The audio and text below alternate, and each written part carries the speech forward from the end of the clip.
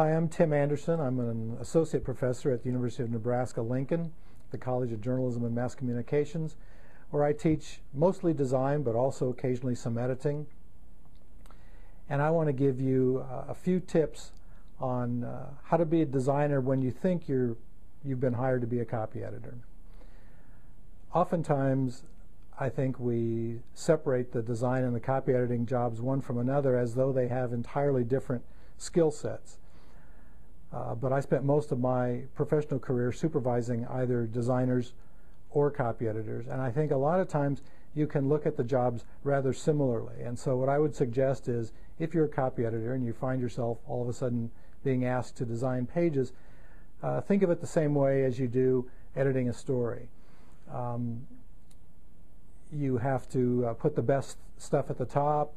You have to have a focus to it. You have to organize the information. And all of those elements are part of designing newspaper pages. So my first tip is get to know your newspaper. Design of anything, whether it's newspaper pages or clothing or automobiles, is fashionable.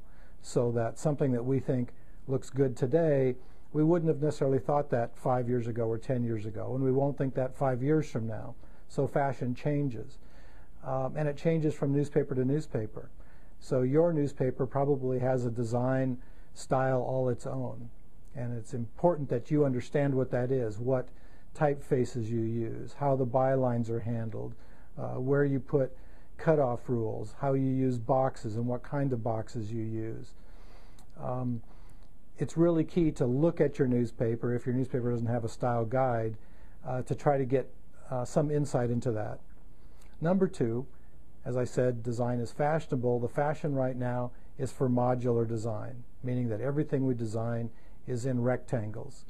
Look at newspapers from 30, 40 years ago and you'll see all sorts of odd sort of puzzle shapes to the front page. Stories wrapping over other stories, around other stories. We don't do that anymore. Everything is laid out in these neat rectangular shapes, even on inside pages. And oftentimes inside that means aligning your stories with an advertisement next to it, trying to position things in such a way, again, that it looks neat and organized. The third tip is give every one of your pages a visual anchor. And we do that primarily by picking a dominant photograph or graphic, something that is a visual focal point to the page. Along with that, tip number 4 is once you have that sort of visual anchor to your page, position the other photographs and graphics and visual elements in smaller sizes around the page so that it balances your page as though it's sitting on a fulcrum. So you want about as many to the left-hand side as you have to the right-hand side, about as many to the top as you have to the bottom. Tip number 5, try to use contrasting shapes in your design. And this can be the shapes of the photographs you use, so you don't want them all to be horizontal, you want to have some vertical shapes. But it also can mean the story shapes. When newspapers first started going to modular design, you saw a lot of pages that looked like ladders, just horizontal strip upon horizontal strip upon horizontal strip.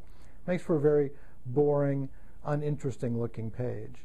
So mix that up. Have a horizontal story, below it put a vertical story, perhaps with a large photograph, so that again, as many different shapes and sizes as you can come up with will give you a more interesting page.